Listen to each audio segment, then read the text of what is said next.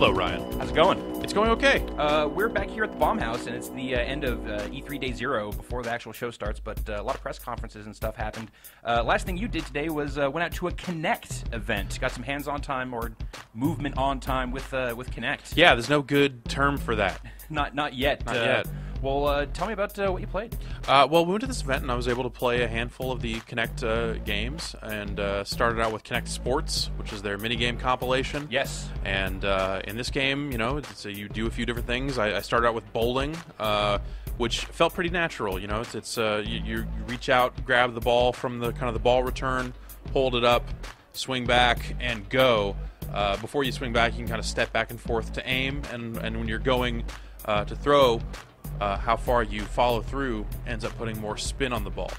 Was there anything else to the Kinect Sports demo that you got? Yes, there was the crowd, like manipulate the crowd stuff that was shown at the press conference, which Yes. I skipped on that because it's it seemed pretty showy and not in a game thing. Yeah, you know what that's going to be. Yeah. But there were hurdles, so right, they showed that also. So did a little running in place followed by some jumping. The hurdles light up green, kind of pretty far ahead of them. So Definitely noticed there was like an orange and then green. That seemed like that was key. So like you can jump now. You should jump now. Like it's more like you should jump now, because if you wait until the guy should be where he would actually be when you would want to jump over the hurdle, right. You might be jumping a little too late. But I made it through without actually stumbling over any of the hurdles and did all right. So that's the stuff they were showing for Kinect Sports? Yes. Okay. What else did you get to play? I played Your Shape, which is Ubisoft's exercise game. Now, when you say play, what did you actually do? I went through basically the stuff that they went through in the E3 demo. I went through the yoga portion, did some knee bends and some knee lifts in the kind of aerobic part of things. It told me I wasn't... Well, it was registering my left knee just fine, but not my right knee. I think I wasn't picking it up high enough. How did you look on fire? Maybe not as hot as the lady who was demoing it all day. Not your fault. But you could see, it was actually kind of weird. You actually see the logo of my shirt backwards on Burning Me. Like there was an outline of that on your Yeah, you could figure. see it on the figure, which was kind of weird. And it went through the whole process of just like showing me my skeleton, and it told me I was 6'4", which in shoes maybe I am.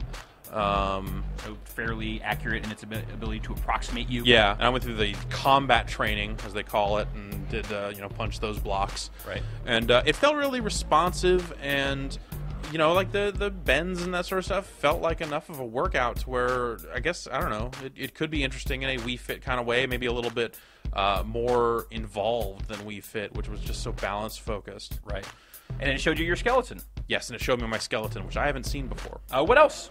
Dance Central. That's Harmonix's that's Harmonix's dancing game. And I went up and said, like, I'm not really much of a dancer. You do the kid and play kick state pretty mean, but only when I've been drinking. Fair enough. And that is in the game.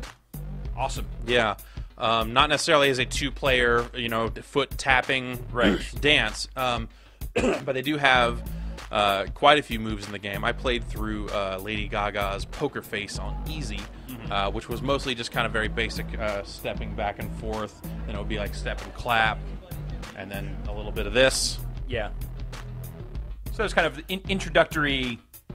Yeah. Keeping her easy for on you. easy, and that took me maybe 4 measures of the song or something like that before I was timing everything right and getting the steps down. In part of that, it goes to freestyle, which is basically then it kind of turns on the camera full on, but it's just showing your outline with rainbow crazy colors. Yeah, I did some moving. Nice.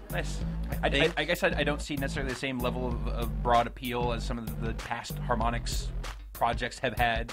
Your Guitar Hero, your Rock Band. Maybe, yeah, I don't know. It's those Dance Dance Revolution games did pretty well for themselves, and this is that taken to a whole extremes. So I guess Just Dance did well for Ubisoft, right, yeah. Also. So. But even that, you had to. It was really just sensing your motion, holding these controllers. So this is just like, here's what your body's doing, and we know that. Yeah. And if you're not doing the right thing, the part of the body you're not doing the right thing with will glow on the dancer on screen, as if to say, like, you're not clapping.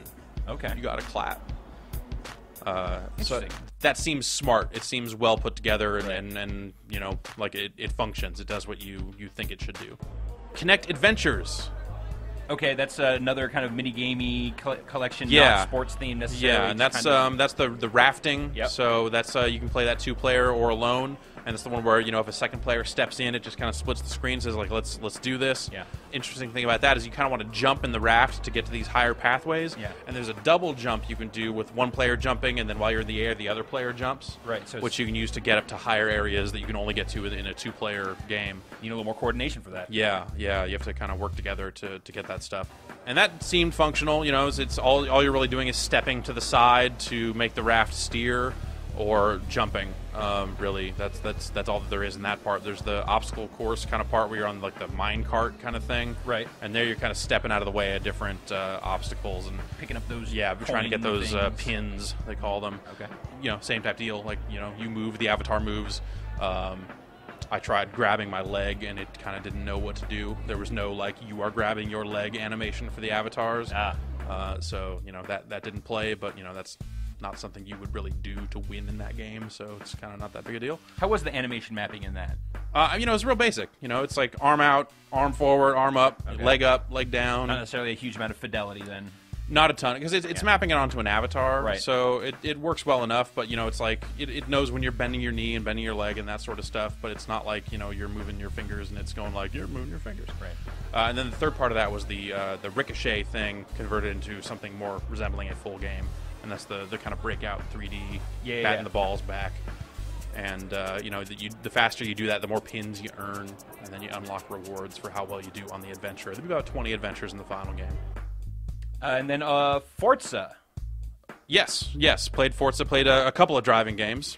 Forza is crazy because you don't look at, you know, Forza and go like, here's the game I want to steer by going like this. Right. It's like the game that you're like, I should probably buy a steering wheel. Right. I should probably get way into Forza. I need more hardware, not less. Right. Yeah. So it's a weird direction to see them going in, and, you know, it sounds like they're kind of building these kind of almost mini game like experiences with this stuff. The only one they're really showing is a passing game where you have a minute and a half to pass as many cars as possible. Right. And your control in that game is really just the steering. It's doing the gas and brake for you. And if you think about, I mean, so the interesting part about the game, we spoke with some Turn 10 guys, and they're really just taking the stuff from Forza 3. Like, all that's still in there. All that physics, all the assists, and all that stuff. They're just adding more assists because of the controller. So now it's, you know, acceleration assist as well as braking assist, and the steering assist is a little more substantial to try and keep you on track and keep you going in the right direction, because you're steering like this with your fake invisible steering wheel. And, you know, I don't necessarily see myself, like, playing that for hours and hours and hours, but getting up there and driving the car, it worked pretty well. But in a way, all that stuff is very tech demo-y. They haven't really announced any sort of specific product. Yeah, Forza, you know, they did say that they had a bunch of other stuff back at the office that they weren't showing that was along those lines, where it'd be like, here's kind of a shorter experience that you can get into, and anyone can kind of pick up and play it and have fun. But they also weren't really sure what that final product was going to be yet. You know, it sounds like that could very well come out with full controller support and steering wheel support as well as Kinect support, and not necessarily be just some kind of Kinect knockoff. It could end up being a full-fledged Forza game that has all this additional Kinect stuff in it, or not. You know, they're going in a lot of different directions. They said that basically, you know, that they started on this stuff before Forza 3 was done, and have thrown away a ton of stuff. They're just like iterating, building stuff, and realizing like, oh, well, this isn't fun. This is fun. Like, let's keep this and fix this. Let's toss this out. So it really sounds like they're just kind of playing around with the APIs, playing around with the hardware, and figuring out what's going to work for their game. Anything specifically to say about Joyride? Joyride was kart racing? Yeah, so it's like a kart racing game with kind of a stunt system. Right. Another game where you steer like this, but you kind of lean into the turns to drift. Okay. And drifting earns you boost, and if you pull back and go forward, that's how you boost. That was the one game where we ran into some technical issues, and I think it was just the lighting in the room had gotten a little weird, and it's not a finished game, so it got to a point where I kind of stood there and went, nothing doing. So they ended up resetting it. I eventually did get in, and it was fine. You know, it was just kind of glitched out or something like that. But, barely even worth talking about because it's not finished software, but.